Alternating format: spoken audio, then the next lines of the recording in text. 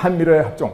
여러분, 두키디데스의 함정이라고 들어보셨죠? 펠로폰네소 전쟁에서 앞선 강대국 스파르타가 아테네가 성장하는 것을 좌시하지 않고 쳐서 전쟁이 일어났다. 강대국 1등국은 2등국과 싸워서 2등국을 주저앉힌다. 이게 두키디데스의 함정입니다. 그런데 두키디데스의 함정 이론에 따라서 영국에 도전하던 프랑스를 어떻게 제입하냐. 제1차, 제2차부터 7차까지 대불동맹을 맺어서 프랑스를 포위해서 프랑스와 전쟁하는 모든 나라를 영국이 지원함으로써 프랑스를 주저앉혀서 2등국으로 고착시켰습니다.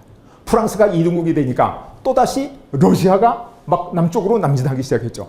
그래서 영국이 다른 나라들과 힘을 합쳐서 러시아의 남진을 막는 포위 전략, 이게 그레이트 게임이라고 부릅니다.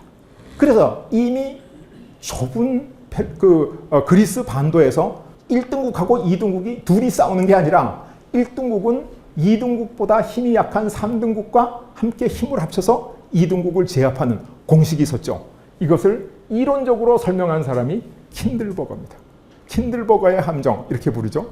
킨들버거의 함정이라고 하는 그 기본적인 설명은 영국이 패권국 자리를 미국한테 줬는데 미국이 리더 역할을 못해서 대공황이 왔다. 이렇게 설명하고 있는데 그 미국이 잘못한 것이 뭐냐 하면 국제 질서 하에서 패권국 1등국으로 위치를 지키려고 하지 않았다. 이런 뜻입니다. 그래서 이 킨들버거가 구상한 게 뭐냐면 마샬 플랜이죠.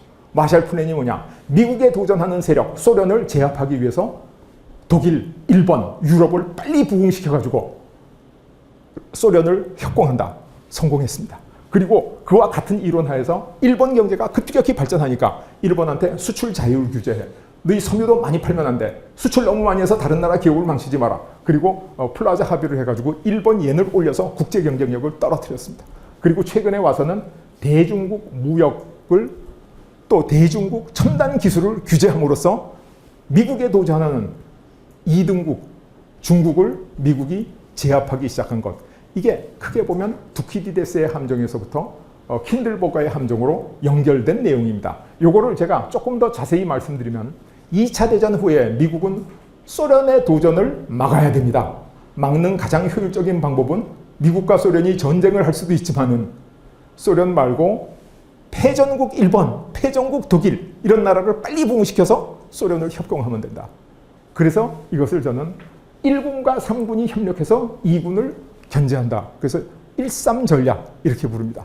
그 다음에 일본 경제가 엄청나게 좋아지고 세계 상품 시장을 일본이 석권하기 시작하니까 일본을 견제하기 위해서 미국이 한국과 대만의 발전을 많이 도왔습니다. 실제로.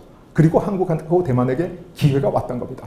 최근에는 중국이 미국에 도전하기 때문에 한국하고 일본하고 대만을 묶어서 중국의 첨단 기술 산업을 협공하고 있습니다. 이게 강대국의 전략입니다. 이거는 인류 문명 사상 예외가 없는 강대국의 필수 전략이고 이 전략을 영국이 충실히 따랐고 이 전략을 미국이 충실히 따르고 있습니다. 자, 그러면 우리는 어떻게 해야 될 거냐? 강소국의 필승 전략은 뭐냐? 강소국이 이 과점 패권 사회에서 어떻게 필승 전략을 이끌어야 되냐? 우리는 3군에 위치해 있습니다. 우리보다 더 발전해 있는 2군국, EU, 유럽 같은 나라들죠. 이 나라들을 우리가 기술을 경쟁하고 상품 경쟁을 해서 앞서야 되지 않겠어요? 치열하게 경쟁하죠. 그런데 우리는 뒤쪽에서도 전선이 열려 있습니다. 우리를 뒤쫓았던 중국, 우리를 지금 거의 앞서가고 있습니다. 또 다른 개도국들 지금 치열하게 우리하고 경쟁하고 있습니다. 우리는 앞뒤로 2개의 경쟁을 해야 됩니다. 그러면 우리가 이 경쟁국, 근공국가와 싸워서 이기기 위해서는 어떻게 해야 되죠? 멀리 있는 보완국, 원교 국가와 연대해야 되겠죠? 우리가 연대해야 될 가장 좋은 대상이 누구냐? 미국이죠. 왜? EU와 일본을 아래비에서 협공할 수 있으니까.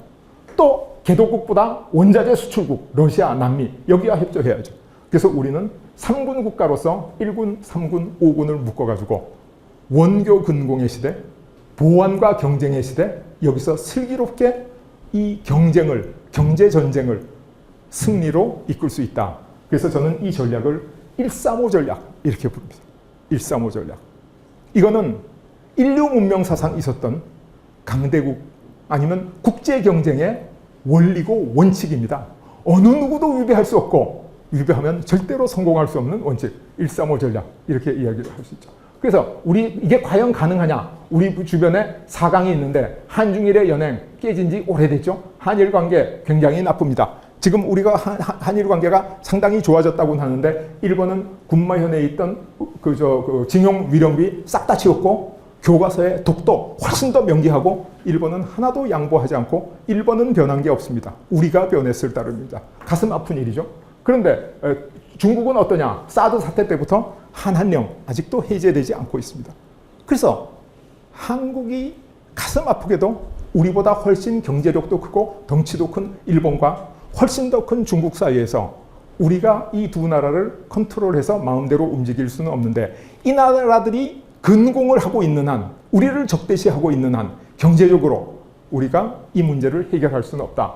그러면 우리가 이 문제를 한중일의 연행을 어떻게 해결할 수 있느냐?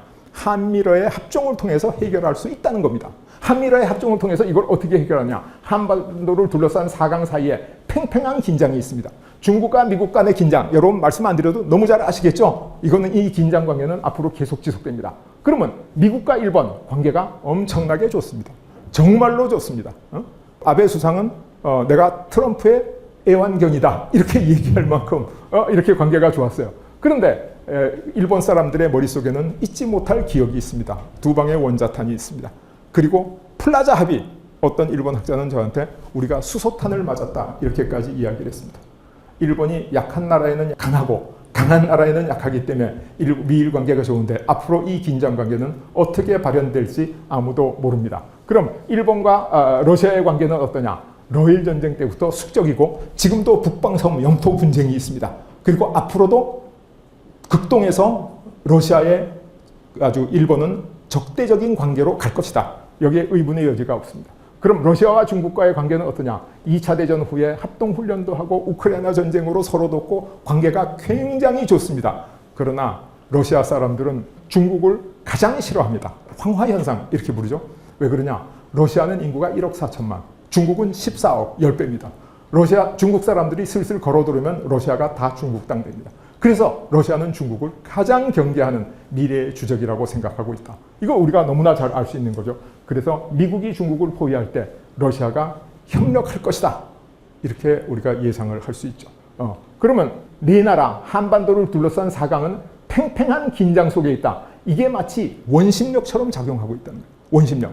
근데 이게 균형을 맞추려면 원심력과 함께 구심력이 있어야 균형이 맞겠죠. 근데 한중일의 연행이라는 구심력이 없는 거죠. 그래서 이 태양계가 46억 년 동안 저렇게 균형을 맞춰서 잘 유지될 수 있는 것은 이 원심력과 구심력이 균형을 맞춰야 되는데 이 한반도 주변에는 원심력은 있는데 구심력은 없다. 그래서 한중일의 연행으로 구심력을 못 만들 것 같으면, 안 만들 것 같으면 어떻게 해야 되느냐? 한미러의 합종으로 구심력을 만들어야 된다. 이렇게 생각합니다. 여러분, 전임 문재인 대통령께서 북한에 굉장히 잘해줬죠. 항상 따뜻하게 감사 안으려고 그러고 뭐든지 원하는 건 주려고 그러고 굉장히 북한한테 잘해줬습니다. 북한이 감격해서 눈물을 흘렸을까요? 그렇지 않아요. 문재인 대통령한테 막말을 막 쏟아냈어요. 아니 그렇게 고맙게 해주는데 왜 그러지?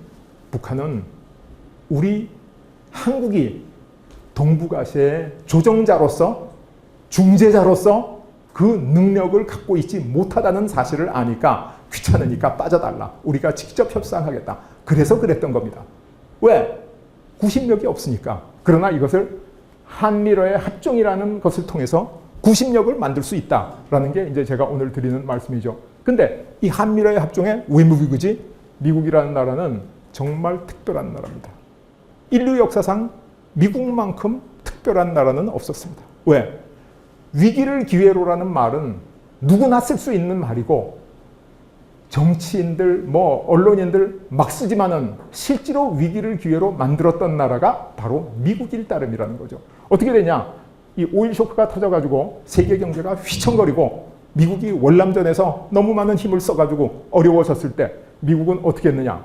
미국의 선택은 미국의 대외 무역 적자가 일본으로, 한국으로, 유럽으로 다 나가서 돌아오지 않는데 이 오일 쇼크를 통해서 이 돈이 중동으로 전부 모이게 되면 이 중동으로 모인 돈을 다시 미국으로 환류시키는 물꼬를 열어버렸어요.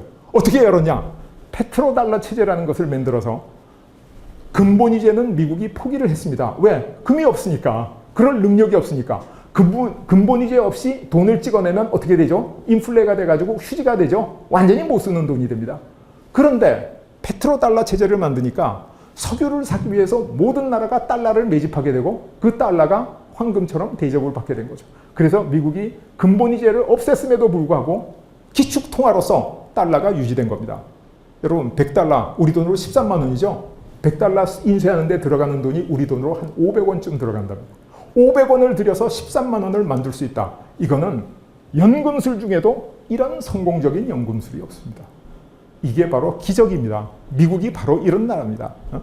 그리고 셰일 혁명이 일어나서 미국이 석유 수입국에서 석유 수출국으로 딱 바뀌니까 미국이 금방 뭘 했냐.